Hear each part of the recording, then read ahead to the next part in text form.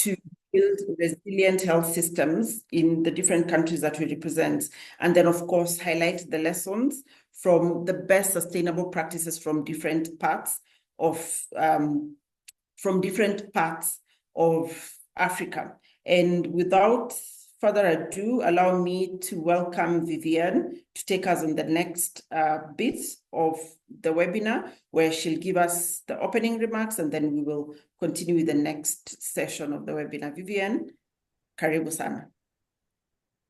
Hello, Dr. Mercy. Karibu. Really pleasure to be here, and really great to be able to host this webinar today with your team at Willow Health Media. When we had this initial discussion about a month ago, we talked about the importance of us across the continent reaching out and really discussing, how this, as you mentioned, foreign aid freeze affects us all. So, we're really pleased, good afternoon to everybody who has joined us here today, who have agreed and who have felt it's important to listen to this important conversation. And we're really pleased that you've joined us today from wherever you are in the world for this, what we feel is a very timely conversation for all of us. And we all know we can't go it alone. We have to collaborate, and we have to learn from each other as we face these challenges together.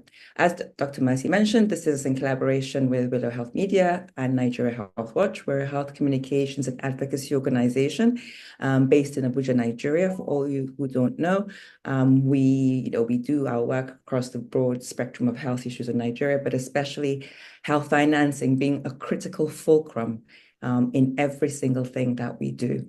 And we know this is a very timely conversation, given the amount of press coverage, given the amount of media discussions that have been had around this foreign aid freeze. And we really feel, as a continent, we need to engage with one another and really learn how to navigate what can seem like an uncharted territory going forwards.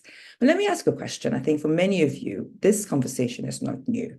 And have you wondered why, despite the vast resources and ideas that we have across the continent, we are still grappling with the same issues around health financing? So this is not a new topic. These conversations we've been having for quite a while and are very central to all of our development conversations. And we really hope, however, to shift the lens today and move beyond the usual familiar conversations and really begin to reimagine what a genuinely self-reliant, equitable, and resilient approach is to health financing across the continent. The speakers today will go into this in a lot more depth, but we know that across the continent, our current financing landscape is really under immense pressure. Governments have competing priorities, but we know, foreign aid, ODA, has played a very important role in supporting our health systems, in trying to improve our health outcomes. But it was never really, as we know, designed to be a forever fix. There was never a really defined transition out of foreign health assistance with the sunset for global health finance institutions or initiatives. So our governments, as we know, have become really complacent in many ways, and let's be honest, abdicated much of that responsibility for our health sector to external institutions, which, is not realistic. You can't imagine a scenario where somebody is paying your household bills, you never really question, and suddenly they say they're not going to do it anymore. I mean, that really has to be the responsibility of you as a household. So extrapolates to an economy whereby a lot of our health systems have been funded through external institutions, which is not a great place to be. And this is why we are here today and why we're doing this across two countries, Kenya and Nigeria, really looking at how we can navigate this evolving global financing landscape. As I said, our health systems have been so reliant on ODA to deliver the most basic of health services. And too many of our national budgets have fallen short of many of the commitments that have been made. We echo these commitments often in events and in dialogues and in policy documents. We think back to the a budget declaration. Have we ever really met that minimum 15%? The Lusaka agenda.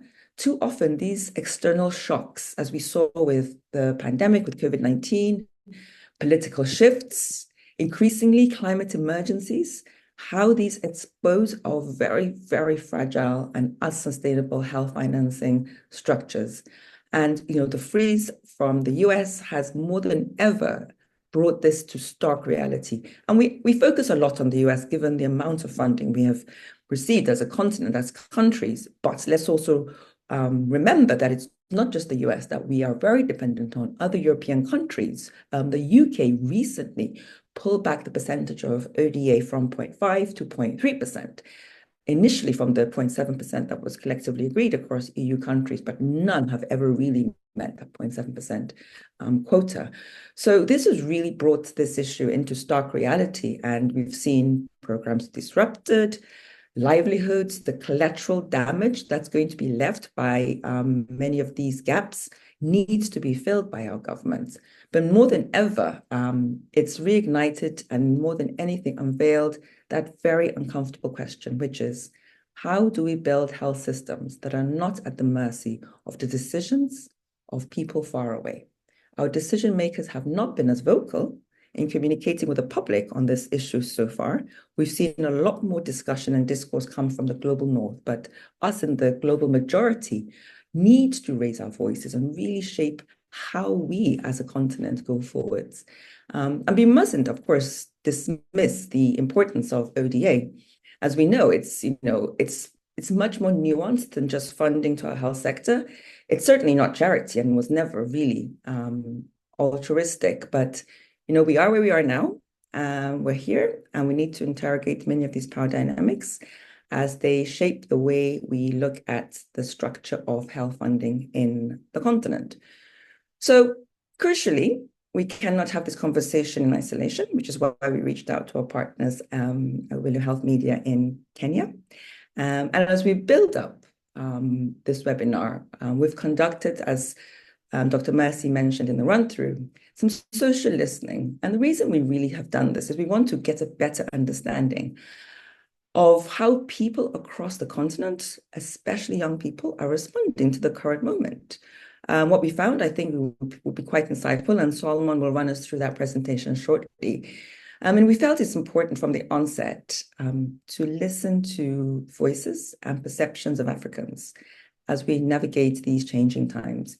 Equally important is the narrative that shapes our response. So while our leaders and institutions debate a lot of the policy shifts, our citizens are watching and they're asking questions like, why are we here? Why is our health system so fragile and vulnerable? And in many cases, they're not even in question. So this is something we also need to raise, because our citizens need to be part of that advocacy strong voice in pushing our leaders to think carefully about how we fund our health sector. It cannot be business as usual. And these are not just rhetorical questions, because they really reflect the fact that there has to be a growing awareness for self-reliance. This means really looking at how we transition. It means prioritizing health in national budgets. I know our country is heading for an election in the next 2 years. So really, health needs to be pushed up the political agenda, something we keep on saying. But citizens really also need to hold our decision makers accountable. And their voices and the voices of communities, of health workers, civil society must be heard, because how we frame the problem will ultimately determine on how we solve it. And how we frame that problem will determine who feels responsible to act. So that's why today's conversation is especially important. We hope we can share reflections, and reflections will not end today with this webinar, but will spark, some renewed commitment for collaboration and lessons learned across the African continent. And so before I conclude, just one point I think it's important to raise as we think about how our governments can really increase domestic resource mobilization for health. We need to also ask how our high debt repayments is hamstringing our ability to fund our health system, fund education and other things. Are these loans on favorable terms?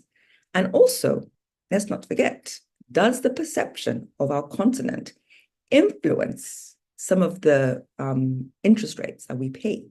I'm reminded of a recent report by Africa No Filter, where they found that Africa could be losing up to 4.2 billion annually in inflated interest payments simply due to media bias and the way the narrative around the continent is shaped. I'll share the link to the report, because I think it's important to be reminded that, part of the conversation today is also about how we also are part of leading that change, how we shape the narrative and how we hold our governments accountable to fund our health sector. So let me just close by, again, thanking our partners, Willow Health Media, for all the attendees who have joined us today from across the continent, and we hope globally. And really, for us, we feel strongly that this journey towards self-reliance is not easy. It won't be easy, but it is necessary. And we hope from today we can continue many of these conversations. So thank you again for joining us. And I'll hand back over to Dr. Mercy. Thank you very much. Thank you very much, Vivian, for setting the stage for our next 2 hours or so on this very crucial conversation.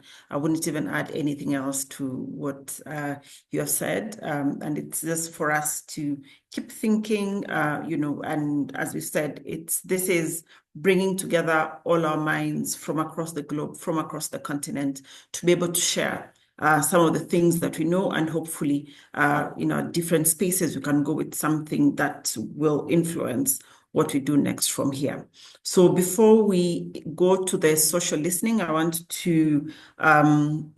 just want to notify you of a knowledge assessment poll that, yes, it's right there on your screen, on the perceptions, on the impact of the funding shift. We want to, get to assess what you think about the issue of the foreign aid, who it's affecting. So just look at the 2 questions that are there. Make your choice, one choice. This is just for our knowledge assessment, so that it tells us what you are thinking or where you are in terms of your knowledge on this particular conversation. So as you do that, please note that it is right now on your screen. There are 2 questions. Please, it's a single choice. Please make sure that you do the poll. Now, next, I want to welcome Solomon, who will give us insights about the perceptions from social listening, what has been happening in the digital conversations on the foreign aid freeze. So we want to just have a snapshot of what the public sentiment is, what the discourse has been on the funding aid, so that we get to know what are some of the concerns, what are some of the emerging conversations around it, what do the stakeholders think about this in both Kenya and Nigeria, so that we know in terms of what's happening in the digital space, what have people been talking about. So Solomon, the floor is yours. All right. Thank you very much, Dr. Mercy. Like I said, it's such a timely conversation. And thank you, Vivian, as well, for setting the pace for this conversation. So earlier this year, when President Donald Trump made announcements for the funding freeze, there are a lot of conversations, public discussions that were online. And in an attempt to ensure that these conversations are probably captured and we're able to analyze responses and public perceptions, Nigeria is Watch deployed a social listening activity to look at what's happening online. What are people talking about the funding freeze? What is the public perception of funding freeze? What's the people's opinion on it? And either they are negative, positive, or neutral. And this majorly was conducted between the month of January, February, and March, up till 4th of April 2025.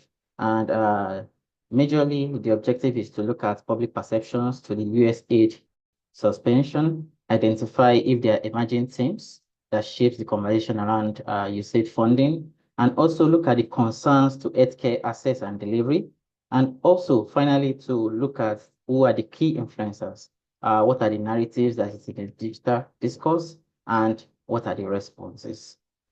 Next slide, please. So basically, those were the objectives of the social listing. And looking at the overview of the analysis, four key trends emerge. And these four key trends looks at what's the public concern. Initially, at the announcement of the age freeze, there were a lot of public concerns. People were talking about how there will be significant disruptions in the healthcare services. Then it shifted. There were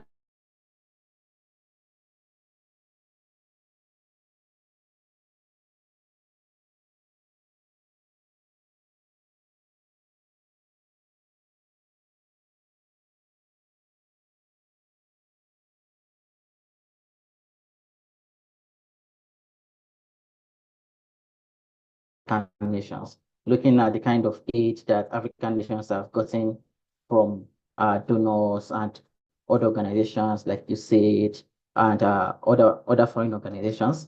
These were important and it led to fear among people. It doesn't stop at that. The role of social media narratives, it did a lot of things by shaping the narrative. People were now talking about response to the funding suspension. People were talking about how African countries can start depending on their own and not relying on foreign aid. And the key stakeholders were not left out in these conversations as well. Based on our analysis, we identified that a lot of key stakeholders see this concern and the funding impact. And we have quotes online from people, from key stakeholders who say that it's crucial that we maintain our position and in any discussion on pandemics, and we should proactively develop strategies to ensure that we are fully prepared. These are not just some of the stakeholders' insights and reactions that we have. We have a lot of other stakeholders' insights and reactions from this as well. But generally, there was a shift in trend. It was first public concern, there were shifting sentiments. The social media played a key role as well, and the key stakeholders aired their reactions and give their opinion on the public of discourse as well. So moving forward, the public sentiment trends took a particular shape. The sentiment analysis over time was negative. It was purely negative because when we did the analysis of this, it looks at what is the tone of people when it comes to online conversations around the foreign aid. And it was really, really negative. And people were concerned about the impacts that this will have, about the healthcare crisis it's going to have on public health opinion, concerns about humanitarian consequences of the funding freeze. And this caused a lot of intensified public discussions on healthcare online. However, most sentiments were negative, but there were still some positive and some neutral sentiments. Some of the positive sentiments look at optimism around self-reliance among, especially among leaders, looking at, okay, they were optimistic that, oh, this is a wake-up call for Africa, this is a wake-up call for nations to be able to be self-reliant and not rely on foreign aid. And looking at this, a lot of things also emerged. Key themes were like aid dependency, self-reliance, and these were talked about a lot in public dialogues. So people mentioned that it is time for us, it is a wake-up call for us to be able to not depend on foreign aid. So moving forward, this thematic evolution, we did analysis of the thematic evolution based on a month-by-month basis from January to February and to March. And as I mentioned earlier, it was concerning at start, saying that the overall sentiment was negative, and especially around the time that the aid suspension was announced. We have organizations like Africa CDC and even WHO seeing these concerns as something that is huge and that Africa as a continent needs to take drastic steps and actions to be able to bridge this gap. So in February, the dominant sentiments were mainly on the determination for a push and self-reliance. This is important because there were a lot of leaders, even WHO, mentioning how Africa needs to be prepared for such challenges and ensuring that we are sustainable and we are self-sufficient and self-reliant. So in the month of March and coming to early April, discussions were more around health reforms. How do we reduce donor dependency? And a lot of conversations were talked about in this regard as well. We have the Honorable Coordinating Minister for Health and Social Welfare for Nigeria talking about how Nigeria as a nation is a capable country that is determined to own up to the responsibility and take care of its own health responsibility. So we see this as a shift in the public discussion so far, which has been concerning talking about how we need to be self-reliant and how we need to reduce donor dependency. So generally, while these conversations were going on, a lot of other conversations were analyzed online. People were not just concerned, but they were also giving reasons why they are concerned. And some of the reasons why they were concerned that we're able to analyze from the public perception were the health system impact. They were looking at how especially the funding for HIV, AIDS, malaria, and tuberculosis have been suspended, how this now makes HIV patients more vulnerable, and also a warning from WHO that talks about the immediate suspension of services for HIV treatment also raised a lot of alarm. So this looks at the health system impacts as well. So it shifted. People are also concerned about the threats it has to social services, talking about the vulnerable group, talking about the nutrition disruption, and a whole lot of other services that were disrupted as a result of the funding freeze. Not just being concerned about health or social services, people were concerned about the economic consequences as well. Looking at the poverty spikes and looking at the countries that were most affected. And as Vivian has mentioned earlier, most of the conversation that we looked at online see is that this is not, it's not only USAID that did this. We have other organizations that as well that reduced their funding, talking about UK, Germany, France, and other countries that have been offering aid support to Africa as well stop. And this some sort of look at a chain reaction and so this was really a concern for people online. And their perceptions were valid because looking at the data on how the impacts of the freezing fund affected other regions, this is very important as well. And we looked at it, East Africa and West Africa were the most affected in Africa, and that is why we are looking at Nigeria and Kenya as a case studies here. So majorly, how does this impact affect Nigeria? This is an analysis of how the USAID funding looks at affects Nigeria and where the USAID funding in Nigeria is actually how it's actually being disbursed in Nigeria. So we not only look at this in Nigeria as well. A lot of conversations as well pointed this, even in Kenya, how the USAID suspension sparks crisis in Kenya, how it puts a lot of HIV positive orphans at risk in Kenya. And this sort of made this conversation very timely and important on how we need to have these conversations and take actions as a result of these conversations. So countries like Nigeria and Kenya do not just look at this information and not take actions. We looked at responses from Nigeria and Kenya as well. And based on these public perceptions that we analyzed, we now looked at what is the future directions for sustainable health financing.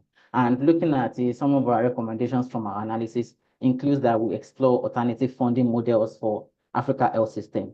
What about examining local financing solutions, introducing financing mechanisms, looking at domestic resource mobilization and strategies and sustainability, which includes strengthening taxation. This is something that Ethiopia has done, and also engaging local communities and enhancing government's budget allocations, which are very important and very crucial at this time. And finally, one of the things that we were able to analyze and pick out from the data that we have is that there is also need to leverage corporate social responsibilities to be able to bridge the health gap that might have been caused by this foreign aid freeze, and collaboration with philanthropic organizations, health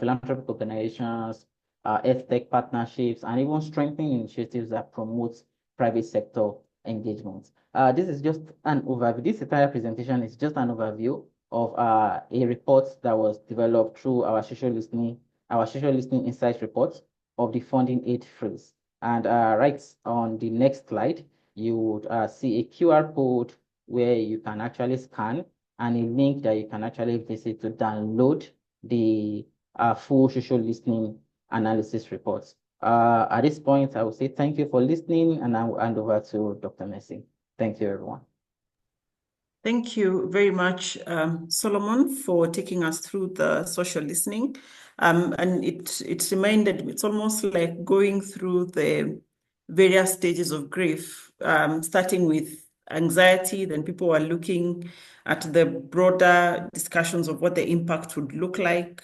And then, of course, we're in a digital era where, the digital and the social space amplifies whatever issue is there. And then now there's the deep conversation, more or less like the acceptance of what's happening. And I think that's where we are with this conversation, looking at what next. Based on what has been happening. And so, yes, we get now to hear from our keynote speakers, and we will start with Charlotte Muheki, who's the Technical Director for Primary Healthcare at AMREF Health Africa, the headquarters. She's with the Health Systems Strengthening Directorate at AMREF Health Africa. She has co-authored various articles on leveraging technology to bridge primary healthcare gaps in Africa. She holds a PhD in health economics. So her keynote presentation would be on striking a balance between self-reliance and strategic partnerships. And the key question here is, can Africa do without the foreign aid? Charlotte, the floor is yours. Karibu sana. Thank you very much, Dr. Masi. Allow me to welcome all our participants and also to thank the organizers of this webinar, and to express my gratitude for being a part of this very important discussion. I bring you greetings from Dr. Githinji Gitao, who would have otherwise been the person presenting this, but it is a pleasure for me to be discussing how Africa faces potential shifts and already existing shifts in foreign aid, and how we navigate the path towards sustainable health financing. So allow me to start with a question that I would want us to ask ourselves. And this should be a question that is at the heart of Africa's health future. Is our continent ready to move from the passenger seat to the driver's seat of our health systems? Or will we continue allowing foreign aid to determine our destination? That's a very challenging question, and we know that from back in the day and over several decades, assistance that is external has been the mainstay of our health sector support, and in fact, we had fallen in the comfortable seat of relying on foreign aid. So permit me to just quickly touch on what actually has already been mentioned by the previous speakers, the current landscape of health financing in Africa. I'm not going to give a lot of information, but I'm going to touch a little bit on some key statements, as well as what we have noticed since January 2025. So we know very well that approximately 30% of all health spending in sub-Saharan Africa comes from external sources. And even in some countries, more than 50% of their health budget is funded externally. We do have what has been unprecedented, which is the cuts from US government. And this raises concerns, especially for the kind of impact it's going to have on HIV, AIDS, malaria, maternal health, and other aspects. And we have already seen from the previous speaker that this has a ripple effect on other donor countries who are also beginning to follow suit and reduce their funding. So we know that this dependency model has created structural vulnerabilities, and we have noted vertical programming that has fragmented our health systems, but also commodity security for essential medicines now remains precarious. So that is unfortunately the situation that we find ourselves in. And to be very specific, the dismantling of USAID has devastated impact on the PH system in Africa, with the following 2, 3, or 4 things to note. One, there's already reduced access to essential health services. I don't want to go into detail on breaking that down, but we do have reduced access to things like maternal child health, vaccinations, and infectious treatment of infectious diseases. We also have, as a direct effect, increased financial burden on households in the places where or ideally funding was going to come from these funds from USAID. We do have increased out-of-pocket spending by households, which is going to push many millions of people into poverty and to impoverish them. It is estimated by WHO that about 1 billion people worldwide are at risk of falling into poverty due to out-of-pocket spending on health. We do have weakened health systems, and we'll come back a little bit to that. But the funding from USAID has been critical in supporting and strengthening health systems in Africa. And without this, our health systems are going to be weakened. Lastly, we do have an impact, and this impact is going to evolve over time, loss of human resources, especially for health workers who were supported and trained by USAID. And these effects will inevitably lead to some severe consequences if we do not take action. There are estimates by WHO that are directing us in the place of scaling PHC interventions across the low and middle income countries, potentially, which could save 60 million lives and life expectancy to be improved. So this is the status quo, and I would want us to move potentially to some of the risks that I've just mentioned. We know what is called the global gag rule for the Mexico City policy, which, because of their reliance on US funding, has always wavered between the two political, should I call them, agendas in the US. And this keeps oscillating every year as we move, not every year, every season, as sometimes governance moves from Republicans and then moves to Democrats and back. So the back and forth usually shows the vulnerability that Mexico has around that. So we do expect some political vulnerabilities in our countries in Africa, and health priority shifts with donor politics is definitely showing up, as we have seen. We also expect, as an indication, program sustainability to be compromised because of these funding shifts. We know very well that with, for instance, the plateauing of PEPFAR funding in some of the countries in the past, we have seen negative impacts on countries' support for those programs like HIV/AIDS and malaria. We also expect that if we continue relying on donor funding, there's distortion of health priorities.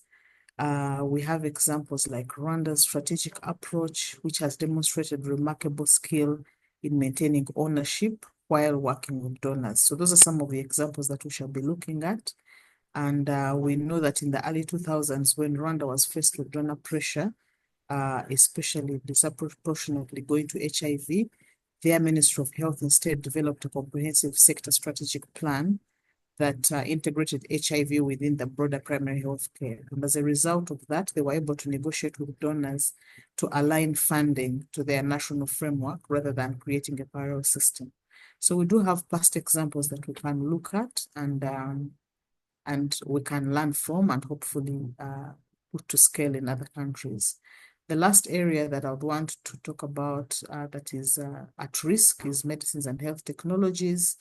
We noticed that, for instance, in Uganda in about 2010, 2011, Due to the delays in global fund disbursements, there was severe antiretroviral medication shortages, and that shows how much our medicines and our health technologies are at risk when we have funding cuts. So we do need to think about pathways to self-reliance. This has already been mentioned in the framing talk that was given by Vivian. Self-reliance is going to be important. We do have a couple of lessons to take from, but the first thing we need to really look at as far as self-reliance is concerned is the increasing of domestic resource mobilization. This is critical because we cannot be self-reliant when we have a kind of allocation to the health sector that we've had in the past, especially for most of sub-Saharan countries. Literally less than 2-3% of African countries, excluding North Africa, have managed to allocate 15% of their total budget to the health sector. And as a result, we have high levels of out-of-pocket spending and obviously reliance on donors. So we do have examples that we can learn from. Again, I'm not going to read them in the interest of time, but we do have examples like Ethiopia's community-based health insurance launched in 2011, which covers about 22 million people, or roughly 20% of the population, which operates at the Woreda or district level. And this has helped to improve, government does subsidize the poorest, which is 10% of the households. So in regions where this community-based health insurance is implemented, out-of-pocket spending has been reduced approximately by 30%, and healthcare utilization has been noted to increase by almost about 45%.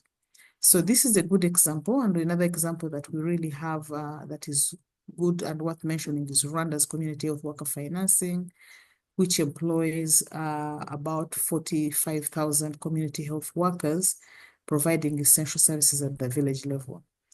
Rather than relying entirely on donor funding, Rwanda established a performance-based financing mechanism combined with a cooperative model for these community health workers. And these engage in income-generating activities with 30% of their earnings supporting the CHWs. So this performance-based financing we can learn from as something that has supported community health workers, who we know in most of Africa are usually volunteers and are not paid, and sustaining them has been a challenge because of that. The other area that we can look into as we look into self-reliance is strategic tax reforms for health. Again, we do have examples in countries where this has happened. Ghana is an example, where they have a specific 2.5% of their VAT going to the health sector, and specifically the national health insurance. It's called the National Health Insurance Levy. It generates about 400 million annually. Ghana might still be struggling with how to manage their health insurance, but the levy has been useful in being able to support or cover 16 million Ghanaians, and this nature of tax has protected health financing even during fiscal constraints in Ghana. The other example that we have is South Africa with sin taxes, which has successfully implemented taxes on tobacco and alcohol, and proportions of these have been directed to health. The tobacco alone generates about 820 million annually, with a demonstrated reduction in smoking rates from 30% to 20%. And similarly, in 2018, they implemented a sugar-sweetened beverage tax, which has generated about 140 million. So while countries have challenges implementing these levies, and most countries are not comfortable, I think we are now in a place where ministries of finance should be tasked, I think, with all the advocacy that can happen around this question, to be able to find alternative ways of funding the health sector. In doing some work in Uganda some years ago, one of the arguments for Ministry of Finance was that the health sector is already heavily funded externally. So there was always this indication or thought or belief that the health sector is well funded with a lot of donor funding. I think this is a good time for us to go back to Ministries of Finance and actually demonstrate with good evidence the impact of these funding withdrawals and what that means for our health sectors. Lastly, we do need to think about innovative financing mechanisms. Again, we do have some examples that have already happened. An example from Nigeria on their basic healthcare provision fund, which allows them to receive 1% of federal government's consolidated revenue fund, amounting to almost about 180 million annually. And this is usually split between their national health insurance with 50%, and about the primary healthcare development agency about 45%. So we do have those examples of innovative financing mechanisms. I think I did see in one of the presentations earlier a mention around the private sector and how that can be, they can be engaged to partner with the public sector around service delivery, but also on how they can finance from the private sector. We do have also an example of Tanzania, but in the interest of time, I'll skip that. But they have had some public financial management reforms that have improved efficiencies and also some results-based financing at district level, which have reduced financial leakages by approximately 30%. So previously, African countries have made attempts and we can learn from them, and we can see how to revolve around some of those examples. I think also we can consider regional cooperation and pooled procurement. That's a big one. If we can create big procurement pools, then probably can negotiate prices, we can streamline our supply chain and improve our efficiencies in general. So in moving towards the end of this, I want to speak about balancing self-reliance with strategic partnerships. I think we cannot completely throw away support from development partners. So we should find ways to continue working with donors or development partners, as they sometimes wish to be called, from just receiving funding from them to technical cooperation. I think we can look at not just abandoning the entire partnership, but looking for ways in which we can transform what has been their support. I think we do have some examples from Senegal, where a partnership with Japan and the World Bank has transformed from direct aid to maternal health, to a technical cooperation where the Japanese expertise helped design the Senegal's maternal health and insurance scheme. So I think we should still look to partnerships with these development partners, even when they've exited or have reduced their funding, and we should see how much we can learn from them and partner with them. Within whatever is remaining, we should look at knowledge transfer and capacity building. I think this is increasingly important. And an example that we have to look to is South Africa's vaccine manufacturing, where during COVID, South Africa negotiated technology transfer agreements with multiple vaccine manufacturers. And most notably, Aspen Pharmacare established local production and capacity for Johnson & Johnson vaccines through technology transfer agreements rather than simple procurements. So this is a potentially good area, and I think this relates to what I mentioned earlier around pooled procurement, so we can get some knowledge transfer around this and how we can have manufacturing within our countries or within the regions. Multi-sector approaches are important beyond traditional health aid, and we do need to pay attention to those multi-sector approaches and how we can work through the transitions that we are now definitely forced to consider. So the transitions, as we conclude, I actually want to conclude with a quote here. I believe if Dr. Gethici was making this presentation, he would actually quote this. So let me read it out verbatim. So the journey towards health financing self-reliance is not a luxury anymore in Africa. It is an imperative. And when future generations ask what we did when we faced with shifting donor priorities, let our answer be clear. We did not panic. We did not plead. We planned. We transformed dependency into determination and built health systems that reflect not the priorities of others, but the promise of Africa. So this is the real serious challenge that sits with us. I believe that we should look at what we would otherwise be considered a crisis and look at it as an opportunity. How do we redesign our primary healthcare systems to fit the existing finances that we have? I think Vivian is the one who mentioned the debt challenge. Most of our countries are indebted, paying high interest rates, and we need to look into how to tap into the existing pot, as some countries have demonstrated by having taxes that are allocated, earmarked for the health sector, but also all the other innovative ideas that we mentioned that countries have attempted and have been successful.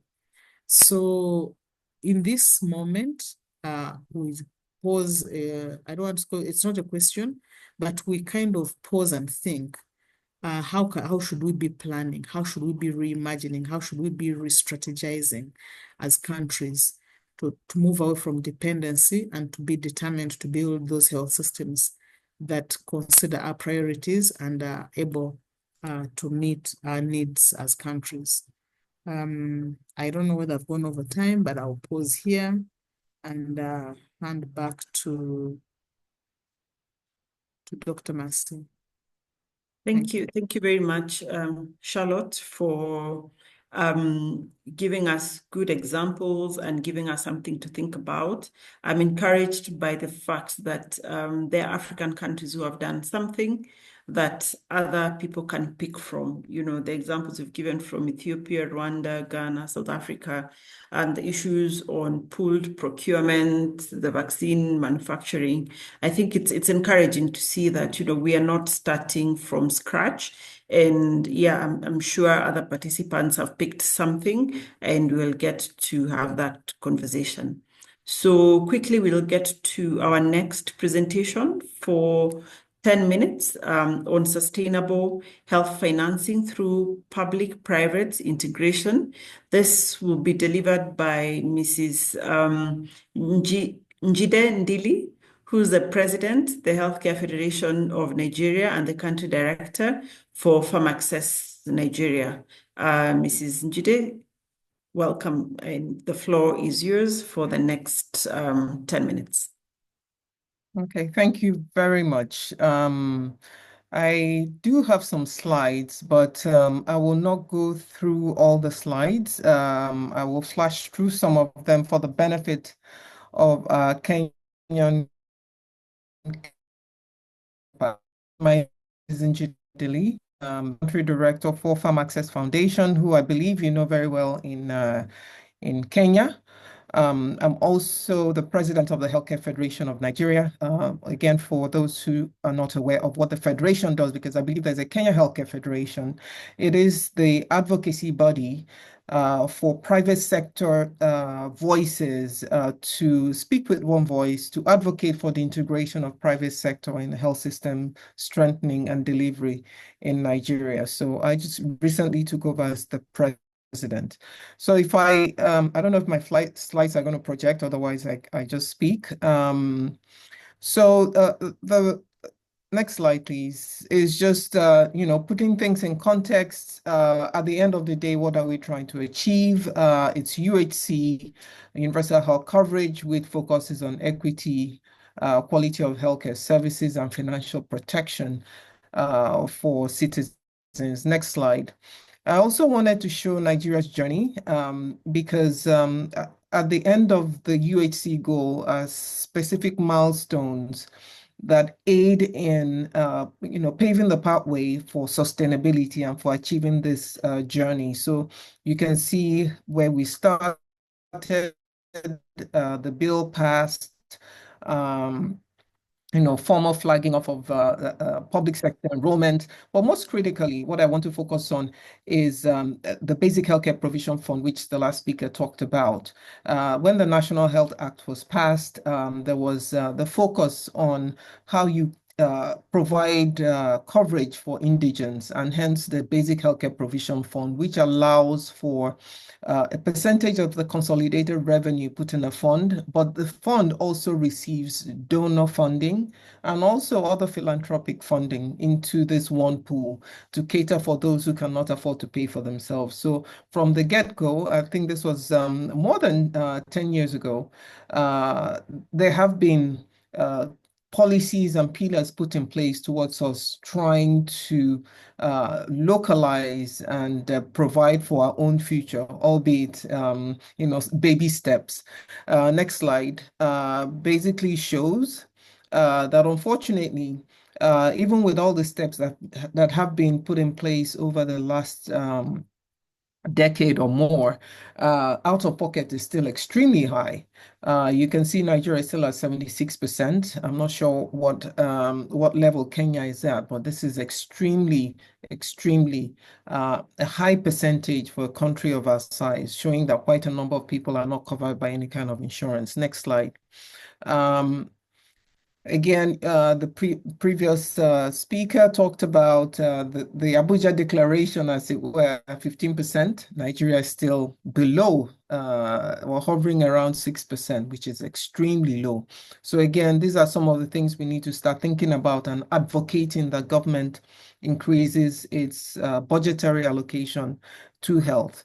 Now, the next slide just talks about some of the conditions for UHC and what other countries have done, but I don't need to dwell on that. So I will skip over the next two slides, which is, who does what and when and why, and go to, yes. So this slide is very important because it kind of looks at the healthcare system in dimensions. There's a demand side and a supply side, which is like a marketplace.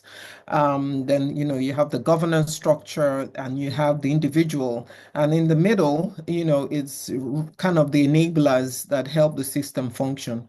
And you can see that really the healthcare system can be described as a very risky business.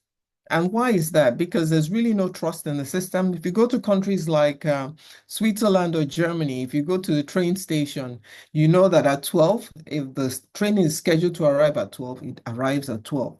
It leaves at 12. So that is the kind of trust people develop in systems that work. So if you're asking people to prepay for healthcare, when you talk about insurance, the question is, when I fall ill, would I be able to access the service? So we dimension this as farm access to kind of begin to intervene in a very integrated manner and very structurally, and with one premise, that is, we see ourselves as entrepreneurs or catalysts. We don't innovate or develop solutions to implement them ourselves, but rather we could test an innovation and have either private sector or public sector scale it. So we talk about starting private, growing public. And here in this diagram, you can see kind of some of the barriers and the issues that we have around this building blocks and some of the things we have done. On the right side shows some of our implementation, and I must mention a few, including the Mawa in Kisumu County, the Mtiba in Kenya, which is a collaboration between Farm Access, Safaricom, and M-Pesa. These are some of the demand-side financing mechanisms.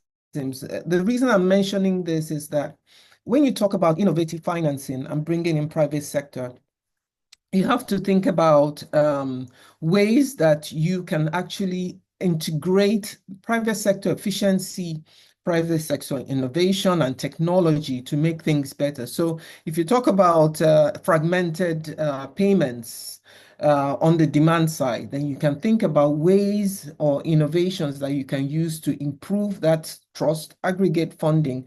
And that's where the likes of MTBA comes on. In Nigeria, we have the MATS tool, which is a mobile application for TB screening, which aggregated funding from the global fund private sector into a tool that can then aggregate and direct the funding directly to services that are needed. So if you look at this, I mean, I think this helps private sector in a way, see that there is kind of an integration, an ecosystem around which they can plug in some of their innovations. If you go to the next slide, it talks about challenges. Some of these challenges can be surmounted. Limited access to credit. You talk about improving service delivery, but first of all, in Nigeria, some of the PHCs don't work. If you bring in private sector, then they need access to credit. Do banks or financial institutions give loans to private sector? So these are some of the areas or issues that we need to solve to ensure that private sector comes into play. And again, this is where the Healthcare Federation also tries to play a role. We've advocated for concessionary funds for private sector. We've advocated for removal of VAT on life-saving equipment, which we just got an executive order approved, and things like that. We also advocate for increase in local resource mobilization, such as the SSB the previous speaker talked about. We advocated for that. In fact, I was shocked to hear that it hasn't been signed. The last we were in discussions, and I think Nigeria Health Watch was also a partner in that dialogue with the World Bank. We got the assurance between the Federal Ministry of Health and Ministry of Finance that this was going to be implemented, but I understand there was pushback from the Coca-Colas of this world and some of the other lobbyists, and this never got signed. But this is again an area where we can generate funding. But the point of this slide is that there are challenges that can be surmounted as we look towards healthcare sovereignty. Next slide. Some of the things on the next slide I already mentioned, the tax reforms, the sin tax, increasing health insurance adoption. But this is where it's a chicken and an egg situation. I will not prepay for health insurance if the quality of care I'm going to receive is not good enough, or I don't think it's good enough. So how do you balance the demand side and the supply side, and how do you catalyze improvement on both sides? This is a major area. Public-private integration is somewhere that we are also looking to find a way to create an enabling environment for private sector to want to integrate. One is policies. If any investor is going to invest in a hospital or within the country, they want to make sure that they're able to, if it's a foreign investor, that they're able to repatriate their funds. What is the law, the sanctity of the agreement, that the next administration doesn't come and cancel the contract. So again, what we preach is that healthcare needs to be seen as a business. Business doesn't mean that you have to make extraordinary returns, but you have to manage the healthcare sector as a business with proper governance, financial systems, and so on and so forth, even with targets of what you need to do to remain sustainable. We often get the notion that, the likes of a PHC or a hospital is charity, it's humanitarian work. No, if you don't run it properly as you would a business, and you don't generate enough revenue to cover your costs, then you will never be sustainable. Then you become dependent. So that paradigm shift, that mind shift needs to happen. Next slide. I'm kind of rushing because I want to get to, you can skip this slide. I want to get to some practical examples because I think that's where it begins to make sense. I'm going to give 10 quick examples of real public-private integration of what has been done either with donor funding or private sector funding. Most people know the Global Fund in Nigeria, which is one of the highest recipients of Global Fund money for TB and HIV/AIDS. What we've done in Lagos is to use part of the funding in collaboration with the Ministry of Health to set up systems that allow for sustainability. So for example, Global Fund, for the first time in history, actually provided funding to establish and put in the structures for the Health Facilities Monitoring Agency called HEFAMA here. They license all the healthcare practitioners and hospitals in Lagos. So the funding that was actually used to support their scale up came from Global Fund. And at some point, as Farm Access, I had 2 staff embedded there to help create their structures and their processes and so on and so forth. Now we are not even, I don't remember the last time I spoke to them, but now they are sustainable. They are functioning by themselves. That's one example. In Delta State in Nigeria, there's a program, we call it Access to Finance, but really what it is government seeding some of its non-functional primary healthcare centers to private sector. We ran this for 3 years with private sector entities from the Healthcare Federation. And I can tell you the impact evaluation is out there. In the 3 years that we ran this, although it still continues, but Farm Access is now in the background, there was 0 maternal mortality in the 15 clinics that were run. And there was no funding directly from the state government. This is from the Medical Credit Fund and the private sector managing the healthcare facilities. Again, this is one model that we feel that needs to scale, although we still have issues with the flow of the funding. So that's another example. Kwara State, which catalyzed health insurance in Nigeria from decades ago.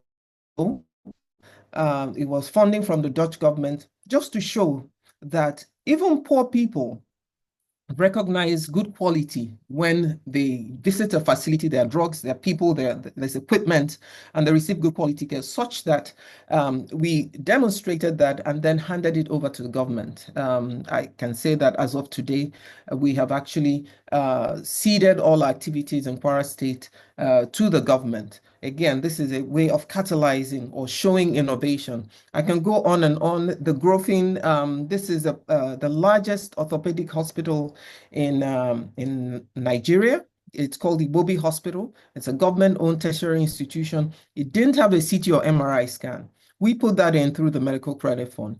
Normally, if you go there for treatment, they have to put you on a bus with a nurse and you go outside the facility. But now they have, we funded a private sector radiology company that positioned within the compounds of Ibobi Hospital. We put in the CT and MRI scan, and now they're actually generating funding from outside the hospital. Again, this is sustainability, how you can be reliant. We have backed off that project. Lagos State InterSwitch and Lagos State digitizing the entire healthcare ecosystem.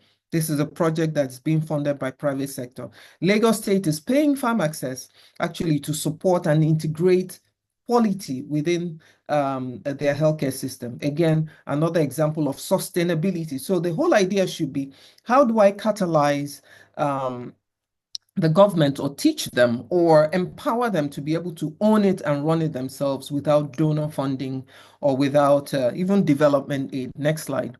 I'll go through this last page, and then a mom care. This is also being implemented in Kenya.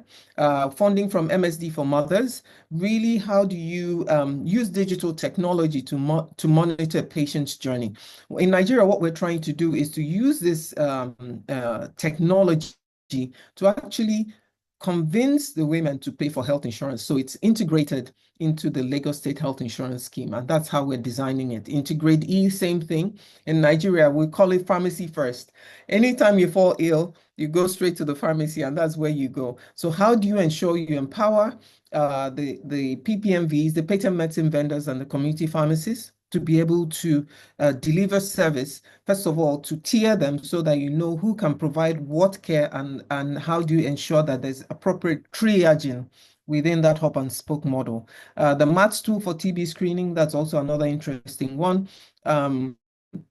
Where we, again, partnered with Global Fund, is a digital tool which we ended up giving to the community health workers to screen TB patients.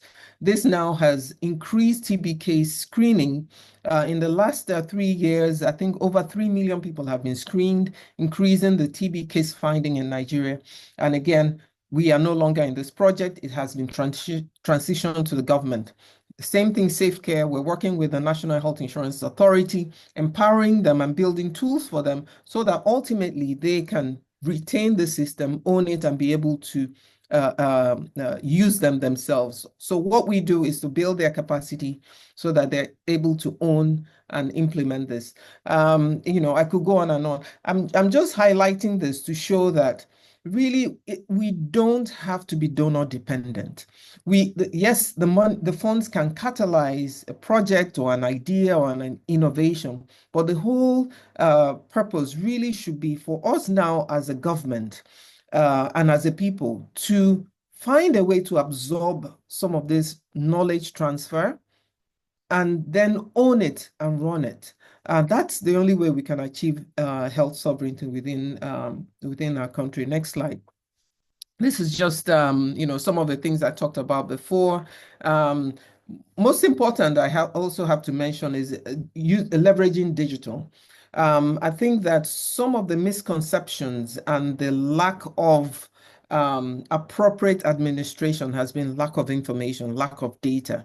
So it's important to ensure that there's a platform for transparency that can easily track where the funds are going, who is using the funds. So there's a proper accountability in order to ensure that resources are deployed where they are needed. So this is a must-have, especially now that we're living in a digital world, to ensure that everybody is seen, counted, and that way nobody is left behind. Next slide, please. So this is my last slide, just really concluding that, private sector is not always profit-driven, the way it's made out to be. I think that without private sector, it's going to be almost impossible to achieve universal health coverage. During the last Healthcare Federation conference, we had the honor of inviting Professor Kamarogo, who you also know very well. Kama, he made a statement that stuck with me. He said, first of all, a minister of health, even though they focus on public sector, is a minister of health for public and private. Okay, so he should see the two sides as part of the same equation.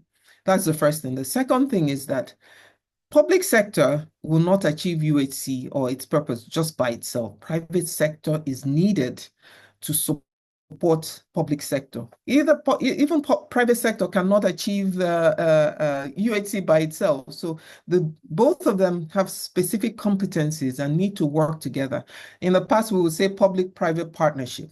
But now we're saying public-private integration. Give us a seat at in your ministry so that we can help triage. We can bring in those from the diaspora. Nigeria is facing a lot of what we call Japa syndrome, where our health workers are leaving the country. So how do we, through private sector initiatives, connect them back to the system, bring them back, have them, run chains, telemedicine, and, using technology of the future to ensure that we protect our sovereignty. That is, all that we need for our healthcare system is generated within our borders. I think I'll end there for now by saying that it is possible. This report was a study that PharmAccess had done, funded by the Embassy of the Netherlands, just showing that the healthcare sector is also an investable sector. Now, if you invest $1 in the healthcare sector, you are most likely going to get returns between $2 to $4. So we shouldn't look at the health sector as a charity sector, but one where there are huge opportunities also. And in the process, it helps us develop a healthcare system so that all Nigerians and potentially all African countries can have a better healthcare system. I think I'll end there. Thank you. Thank you very much, Mrs. Njide, for your presentation. My take from this is, there's room for the private sector efficiency in the public sector. And the last statement that you've said, that both public and private sector are one. Then private sector, of course, comes in with the strength of access to credit. The example you give from the Medical Credit Fund and the use of technology, or, being able to equip some of the facilities with the technological advancements, would be a plus. So thank you very much for your presentation and your insights into this conversation. So next we want to get into knowing what some of the strategies and lessons are from the different countries, looking at Nigeria and Kenya. I'll start with Nigeria. Thank you, Dr. Mwai, for making the conversation. I will come to you next. So we go to Nigeria to get the lessons and strategies from Nigeria in the face of the funding freeze, and this will be taken by Dr. Camille, who's the Director and Head of Department, Health Planning, Research and Statistics at the Federal Ministry of Health and Social Welfare in Nigeria. He oversees the strategic health planning, policy development, and research initiatives aimed at strengthening Nigeria's healthcare system. His role emphasizes developing policies that support sustainable health improvements and enhancing data-driven decision-making. So, Dr. Camille, let me give you 10 minutes. Let's try and stick to the 10 minutes so that we have time for our participants to ask their questions and give us the experiences from the different parts of Africa that they're joining us from. Dr. Camille, the floor is yours next for the next 10 minutes, please. Yeah. Good day to everyone. Thanks for those beautiful presentations from Charlotte and Ndili and the intro by Dr. Vivian. So I'll just brief us on what Nigeria has been doing in respect of the happenings in the health financing landscape vis-a-vis what has happened to the global health community with respect to the freezing of funding by US government. So the objective is to analyze, highlight, and provide actionable recommendations on strengthening countries' healthcare financing system. We'll analyze the approach, highlight the case studies. So as a form of introduction, Nigeria is not exempted from what is happening around. We face the increasing burden of diseases, dwindling donor support, high out-of-pocket expenditure, and government is funding, but this is still inadequate with respect to what we face. And with the growing population, we need more to take care of the people. And in addressing this, Nigeria has adopted innovative and, of course, sustainable funding approaches, which included what has been listed here: PPP, broadening our coverage of health insurance, tax-based financing, and, of course, strengthening our policies and use of technologies, and also improving our financial oversight.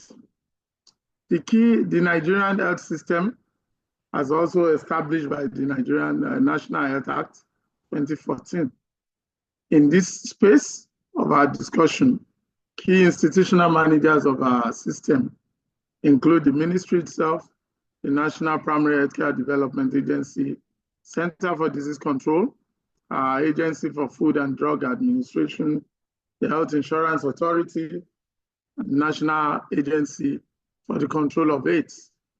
And various entities contribute to the financing of healthcare in Nigeria: the government, private individuals, development partners, and of course the households that currently bear the brunt of heavy out-of-pocket expenditure. So I would like to, this table, this graph that shows the relationship between total health expenditure with respect to, compared to the gross domestic product, and of course the government general health expenditure with respect to total health expenditure. I hope we can see the various colors. The lowermost is about the GDP and the general government expenditure and the relationship that this is according to the National Health Account analysis that was done in Nigeria. And as you can see, the relationship, total health expenditure to GDP is just about 4.3%, and general government health expenditure compared to the total health expenditure is 20%, which also lends credence to what the previous presenter highlighted. Out-of-pocket expenditure in Nigeria for the household still constitutes the major financing of healthcare in country, which government is working hard on changing the narrative. So the evolving global health financing landscape, from what has happened in the recent past, there is a deliberate shift from donor-driven models to sustainable domestic financing. And in order to achieve our goal, which is related to the global agenda to ensure universal health coverage, our current funding assistance from donors come from institutions such as World Bank, the Gavi, especially in the area of vaccine, and Global Fund. And with this, and what is happening now, many other nations like Nigeria are de-emphasizing this, while we still make use of what donors are doing, but we know this is not sustainable. And it is our ambition that we should move from these donor-driven models to sustainable domestic financing. Next, please. And of course, we remember that our agenda still remains that everyone should have access to affordable and effective healthcare delivery system. So with the donor funding that is gradually disappearing, Nigerian government has deliberately increased allocation in its budget to health. Despite the fact that this is far from the ideal, but it is an action that we commend and is being adopted at the subnationals as well, that we need to do more for our people. And one of the measures put in place is the encouragement of the private sector to play a more active role, apart from the public-private partnership schemes that have even been mentioned by the previous speaker. It's also to encourage private sector to invest more and be more active in infrastructural investments and insurance scheme in country. We cannot dissociate health financing from what is happening in the economy. The fluctuations that we've witnessed in the last few years have also impacted negatively on the health system. With declining donor funding and increasing domestic responsibility, we intend to decrease aid from international organizations and do more internally in a way that will, especially to take over our responsibility in the area of pandemic response, preparedness, and climate-linked health investment. Our transition from external aid to sustainable financing will include increasing domestic revenue generation and strengthening our tax policies deliberately to improve health funding. We've also identified innovative financing mechanisms such as result-based financing initiatives and social impact bonds and blended financing models earlier deliberated on by the speaker. We are looking at this to improve financing of our healthcare system as part of our shift from donor funding. So we quickly look at a few case studies. One, Dr. Camille, I'll give you 2 minutes just to wrap up on the case studies, please. Okay, Basic Healthcare Provision Fund is what was created by our National Health Act of 2014, and it deliberately provides funds from the consolidated revenue of the country to fund the primary healthcare system through 4 different gateways, which also include emergency funding. And this is meant to improve service delivery access, especially helping to reduce the burden facing the maternal and child health space. It has its own challenges, which we are learning from and providing. Next, please. Move to the next slide, which we are addressing. Thank you. On what we are doing to improve our universal health coverage drive, National Health Insurance Authority in Nigeria is undergoing some reforms, and this includes integration with state-level health insurance scheme and expanding coverage, especially to the informal sector. Next, please.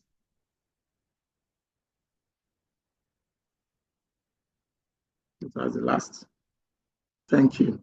So, case 3, this also tells us about what we've been able to learn from private sector involvement in health financing and lessons from partnership with other private organizations such as banks, non-governmental organizations, and international bodies to help bridge financial gaps that will come out of this shift from a donor-driven model.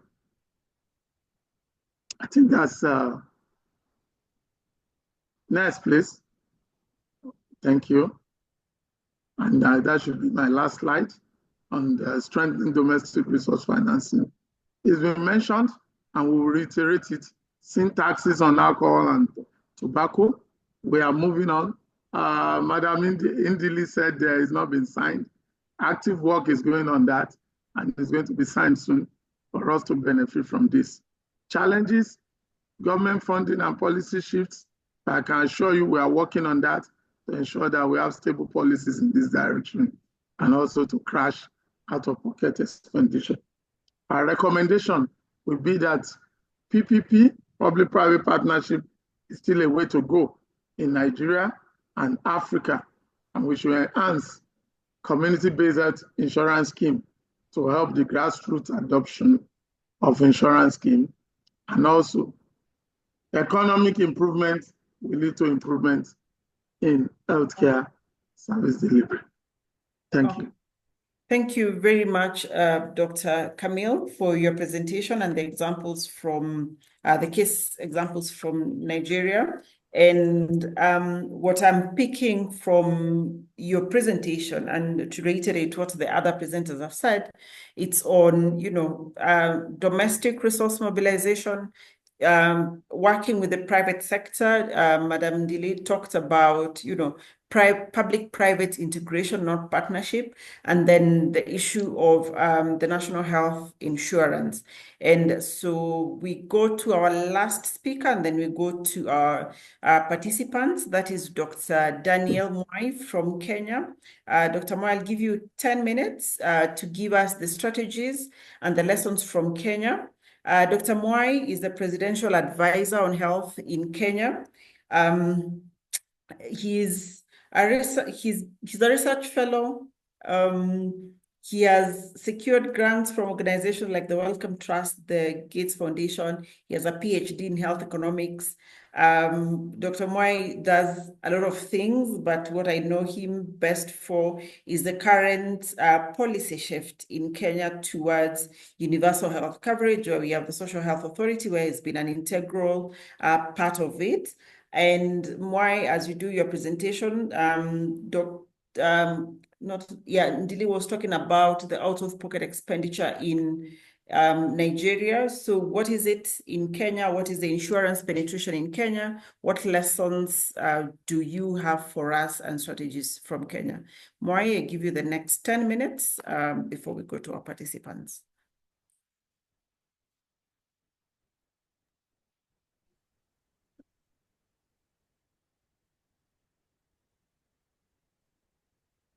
I don't know whether you can see me, Mercy. I cannot see you, but I can hear you. All right. There's something with your video. I think it should be that you have settings. It's overexposed.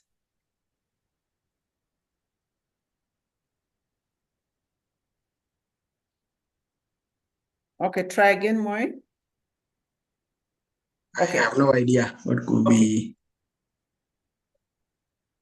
Okay.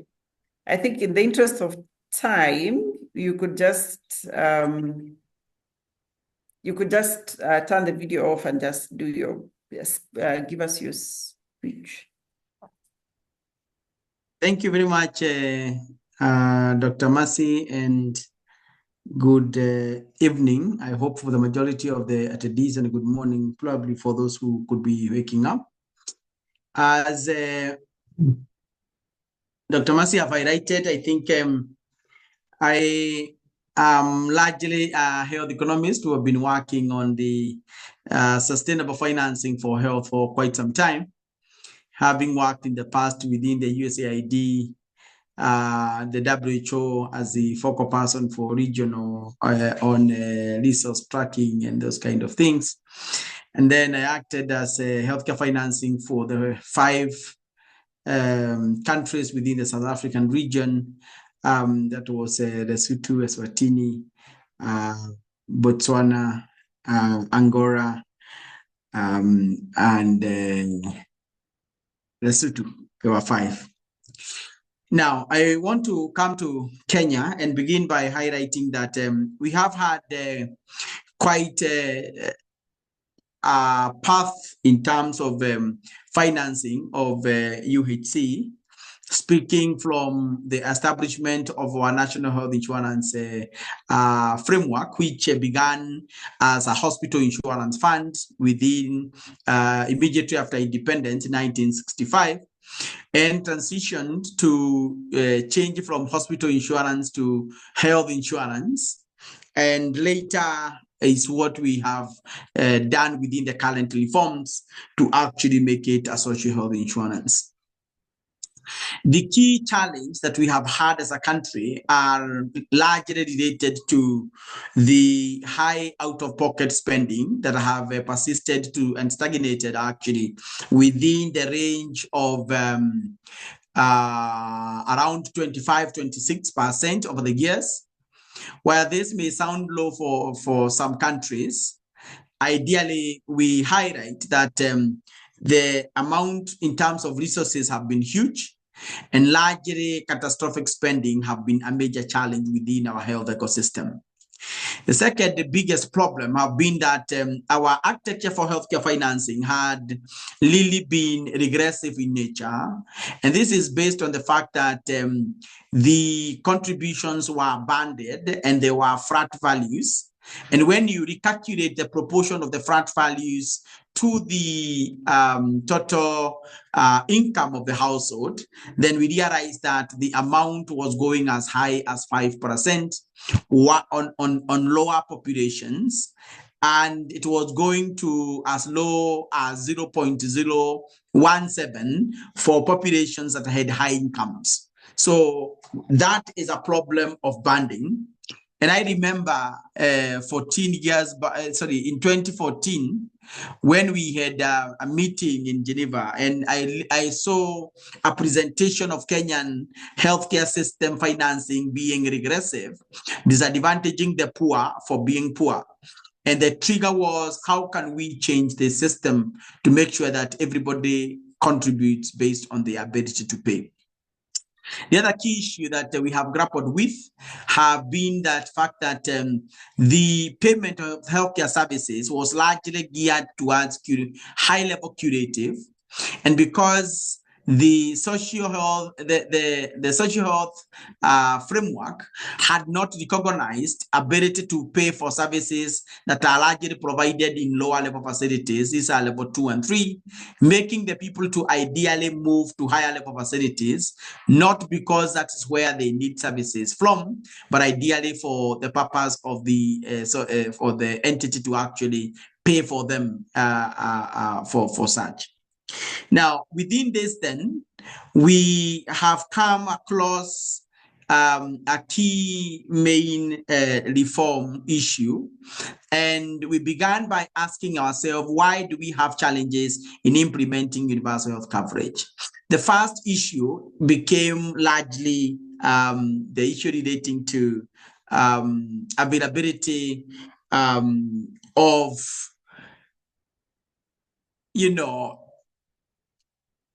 system that can enable us to include the majority of the people who are in informal sector. They are 80%. And for us to do that, then there was lack of legal framework that would have enabled the country to actually achieve universal health coverage. So we began by setting the legal standards, and that was done through the 4 laws, which ideally have been reviewed by many people. And these 4 laws were ideally the basic foundation for achieving of universal health coverage. Now, the first one related to making sure that we have a social health insurance that is able to cover everybody. And in that social health insurance, we created 3 funds. The first fund is a primary healthcare fund, which pays for services that are below, for levels that are level 2 and 3. These are primary level facilities. And then for primary referral, secondary and tertiary referral, there is a new fund, which is also inside the social health insurance, which is actually contributory and pays fee for service. Then to achieve the desire of having to take care of everybody who get into an emergency situation, we created what we call the Emergency Chronic Illness Fund, which caters for the resources that goes beyond what the social insurance can hold. So the first and the third are funded by government, while the middle is contributory.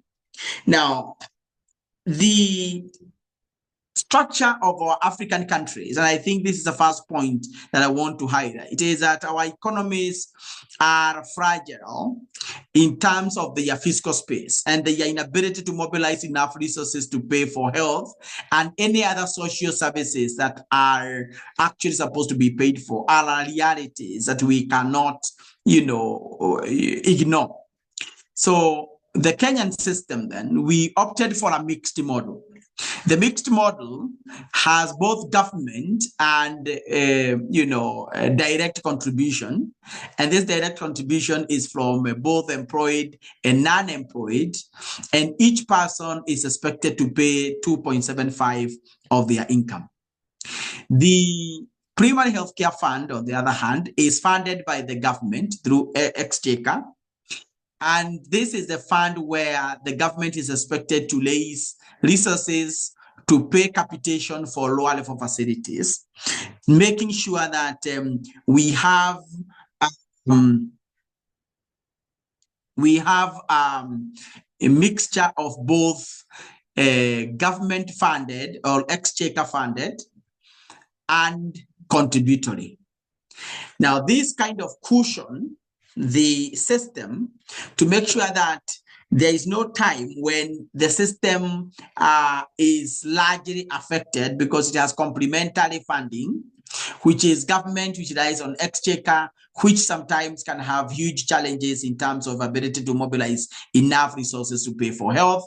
And of course, the other one is the contributory, which probably have some challenges relating to the issue of informal sector contributions. So with that, we have seen an increase in the coverage of the primary healthcare services with around 21% of 21 million Kenyans having registered. And when you register, you are given a capitation rate, and therefore you can be able to access primary health services across the primary healthcare facilities. And that marks around 40% of the Kenyan population.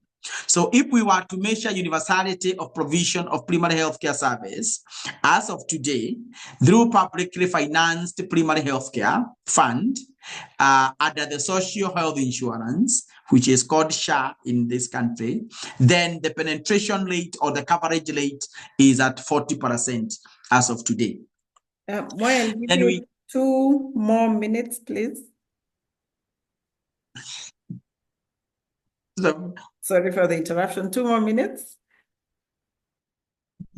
You, Mercy. But I just wanted to highlight then that architecture created then the other fund, which is chronic illness fund. And this is the fund that is supposed to take care of resources to address the need of the of chronic illness, including at large the chronic illnesses that have predominantly been funded by donors. In this, of course, key among them is HIV and AIDS into the future. Then the other two funds take care of the other services that the donors have been funding, which is largely TB, malaria, and RNMCH, which then places the country to have a framework that is able to sustainably fund for the health needs of the population. Now, the information is too much. I may not be able to finish. So I'll stop there, Dr. Alimasi, for the sake of the future and continuous discussion. Okay. Thanks for summarizing it like that, but you've given a global view of what Kenya has been doing in regards to the Social Health Authority. So I'll pick 4 questions from the participants, and I'll direct them to our panelists. Let me start with the first one, and I'll direct this to Charlotte. And I thought this was interesting. This is from Joseph, and he's asking that given that almost all sins that could be taxed have been taxed, which other sins are there that can be taxed when governments are looking for domestic resources? Can the fiscal space accommodate more taxes, or should governments be focused more on fiscal efficiency by reducing corruption and leakages from the financial system? So I'll direct that to Charlotte as I pick the other ones. Some are directly to the panelists, and I'll ask my panelists to go to the Q&A section. If you can answer some of your questions there, that would be really good, because I'll pick just one for each panelist. And for our participants, if you have any questions, any comments, just put it on the Q&A section of the webinar so that I'm able to pick and direct it. So I'll start with Charlotte as I pick 3 other questions for our other panelists. And then I'll ask that if you could answer it in a minute, that would be good. Great. Can you hear me? Yes, loud and clear. Okay.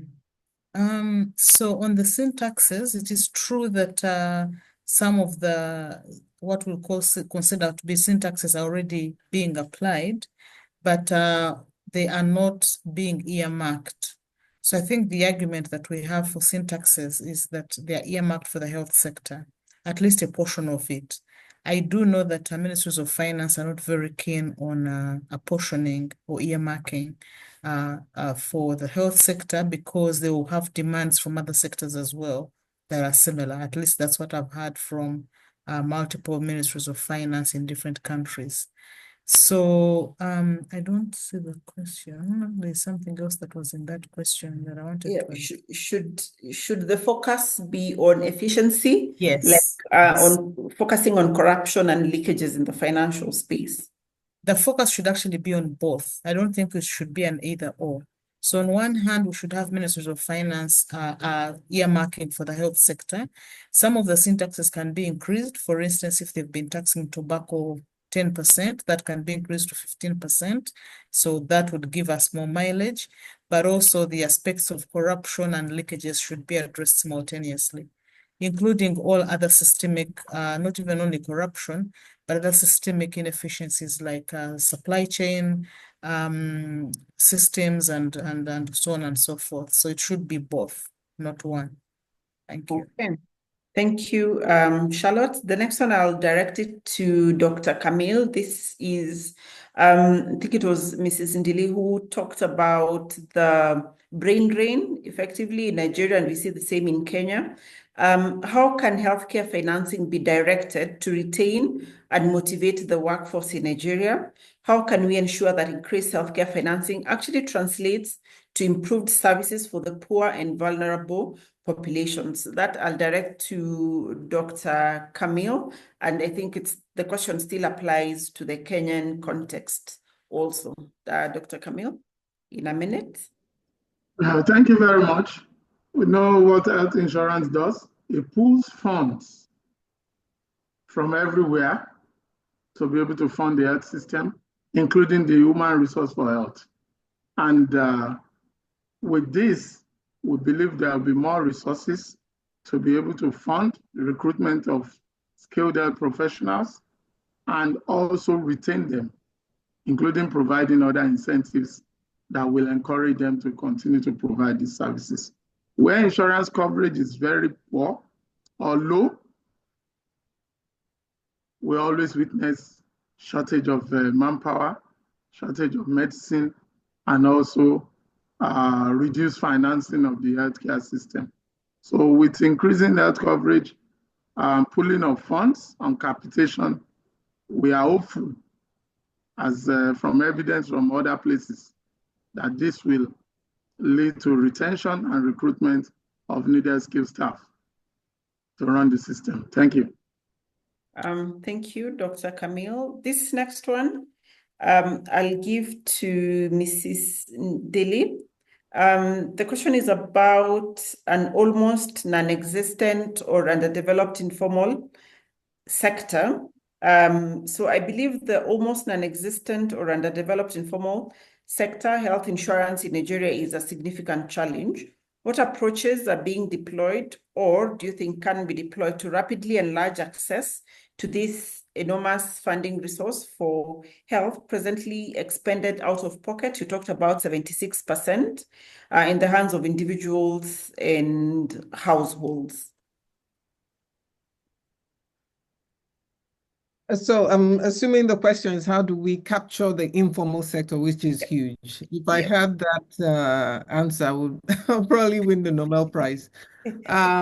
We have been struggling, and I have to tell you this, as Farm Access, we have been struggling. That is our biggest constituency, because if you look at the population, it's like a triangle.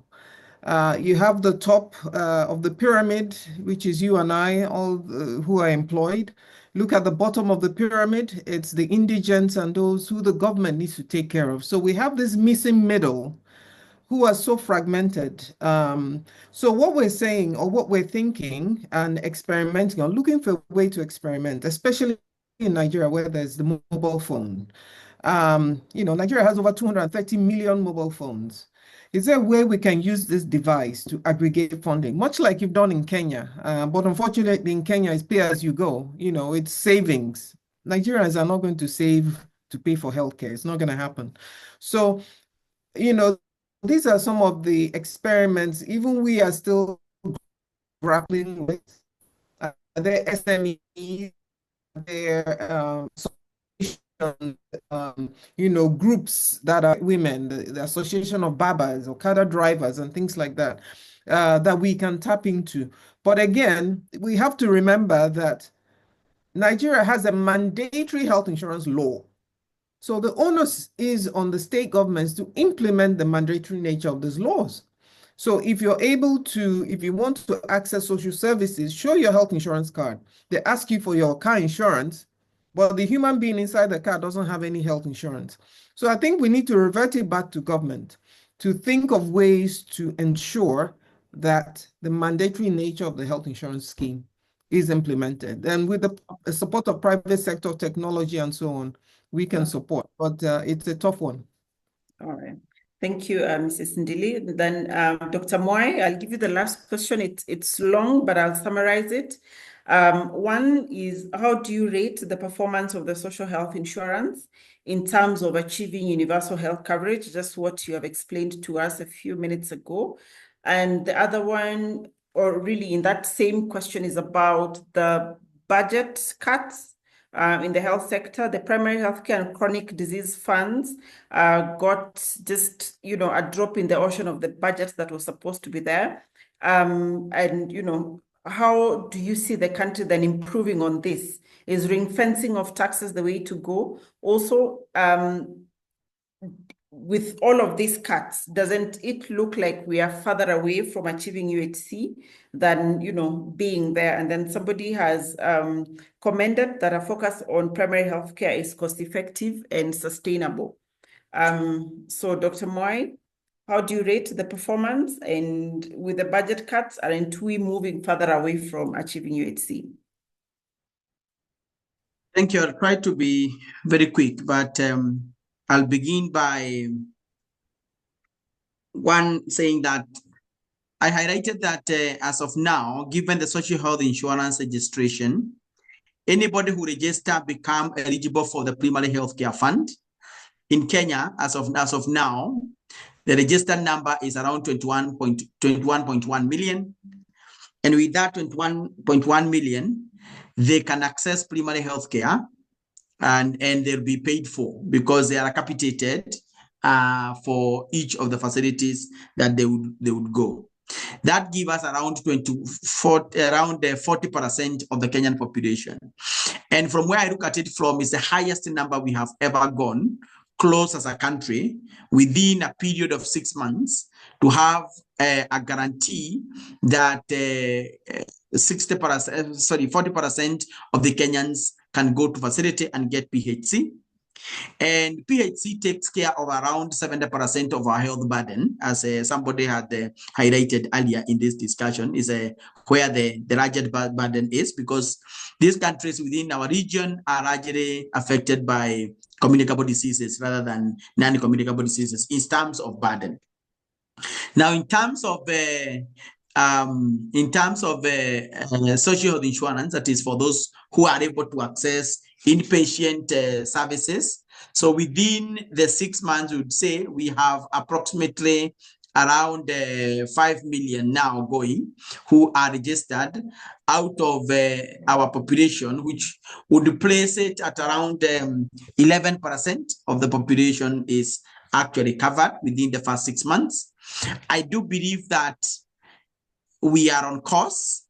More work needs to be done to actually bring the informal sector into the social insurance. Otherwise, primary healthcare, we expect to hit the universal, which for us is around 80%.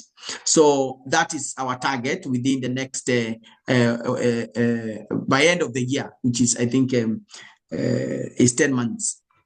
Now, on the issue you have highlighted, that the PHC fund, the key component that one need to look at is a government commitment towards funding.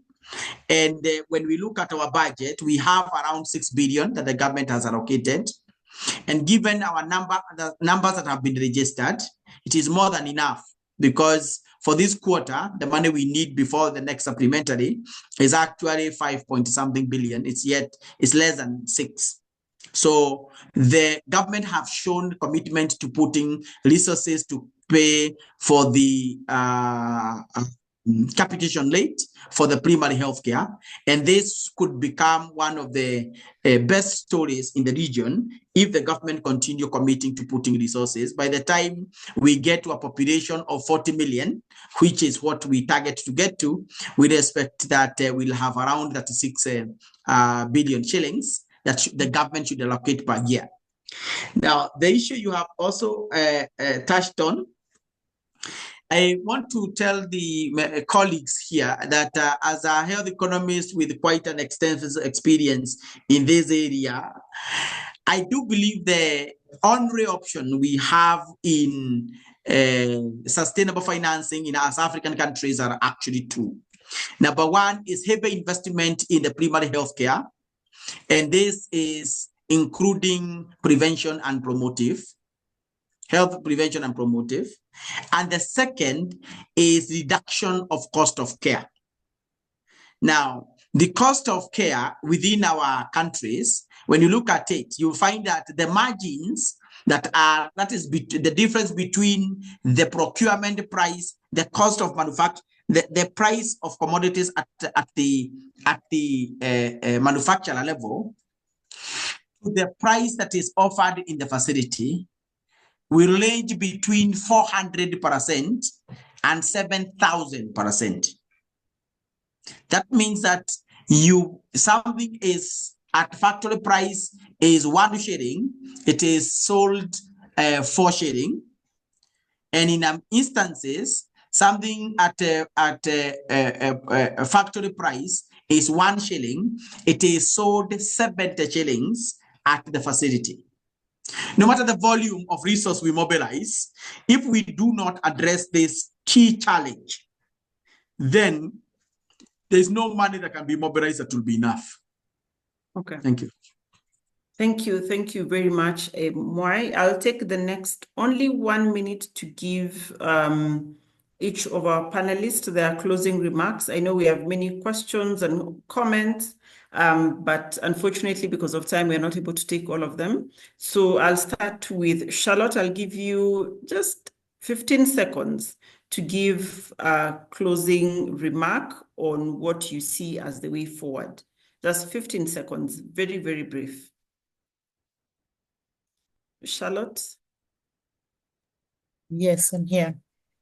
So my closing remark being one, is that we have no choice but to transition from external funding, and we need to take this from a positive perspective. I think presented earlier from Kenya, I think it was from Nigeria, was an indication that people's response has been negative and people are frightened by these cuts. But we need to look at it from a point of opportunity as opposed to a crisis. So let this crisis push us into an opportunity to actually reshape our health systems and our healthcare financing. That's my parting shot. Thank you. Thank you very much, Charlotte. Mrs. Andile, you're next. Your closing remarks in 15 seconds.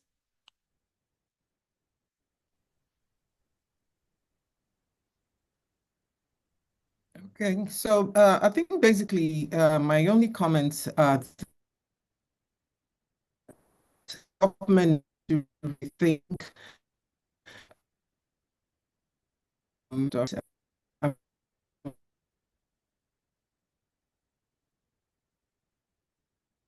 offer, and at the same time, private sector also has to begin to look at its service delivery within the system as a business. So putting in the right structures so that they are sustainable long-term in order for them to support the government. That would be my contribution. Over. Thank you very much. Dr. Camille?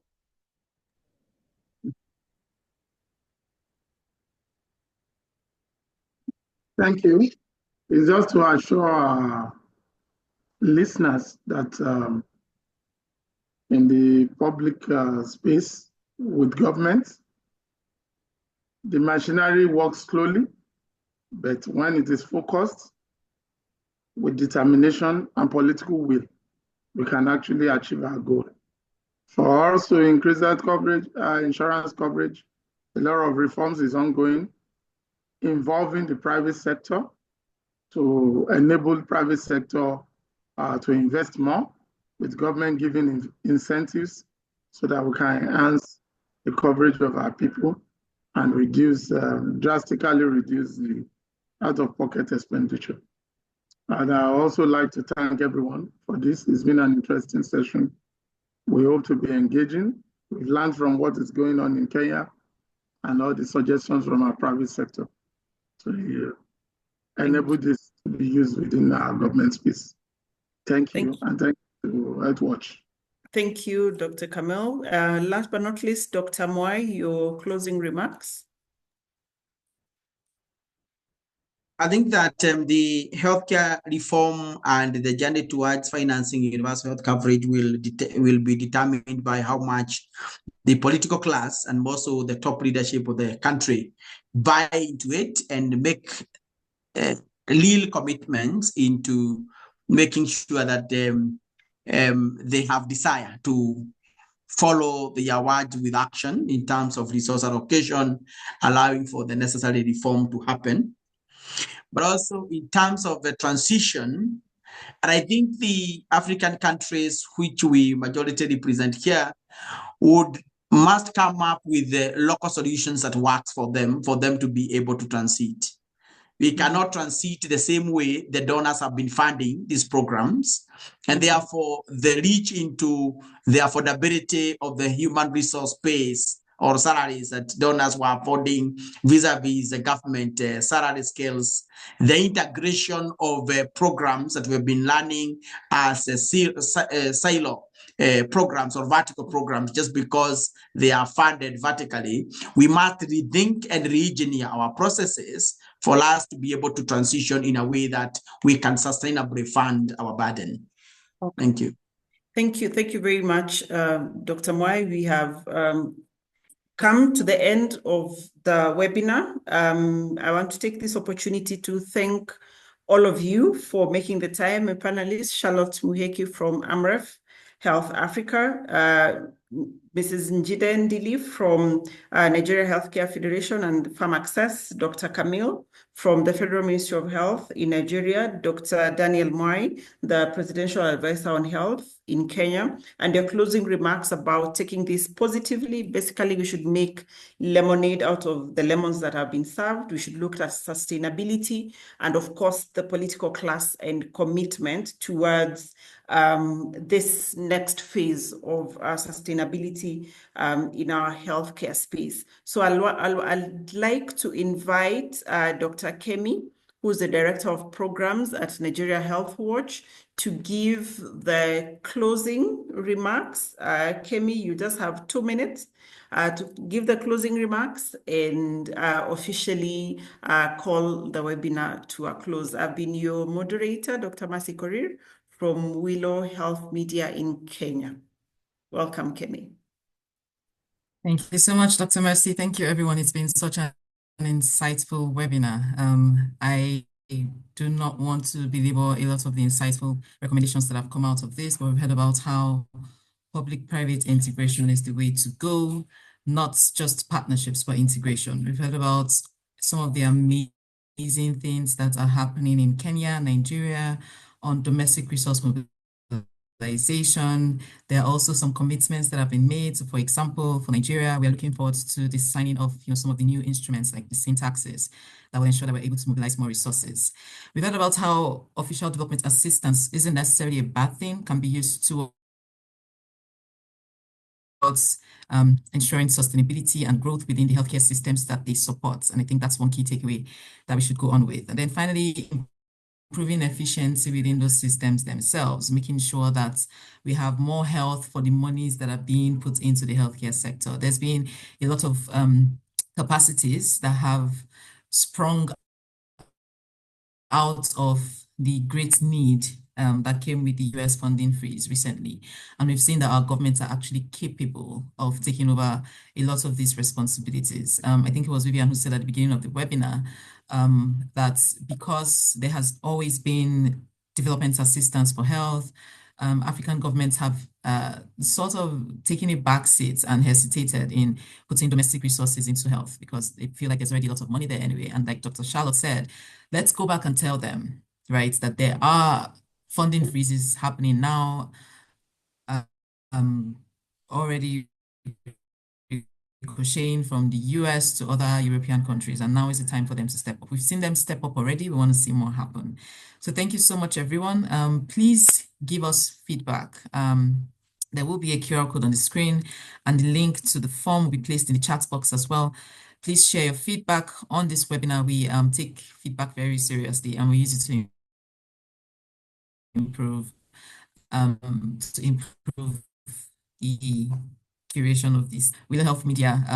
This has been a really great experience, and thank you to all of the speakers, Dr. Charlotte, Dr. Camille, and Ms. Njide, and Dr. Mwai. Thank you so much, everyone. Thank you to Dr. Mercy Korir for being an excellent moderator, and to Vivian, of course, for setting the tone for this webinar. And thanks to the organizing team, everyone on the Willow Health Media and Nigeria Health Watch teams. And to you, the participants, thank you for staying for a 2-hour webinar. That's not a small feat in these times. So thank you so much, and have a great rest of your evening. Thank you, everyone. Have a blessed evening. Thank you, everybody. Dr. Kemi, thank you, Mercy. Thank you.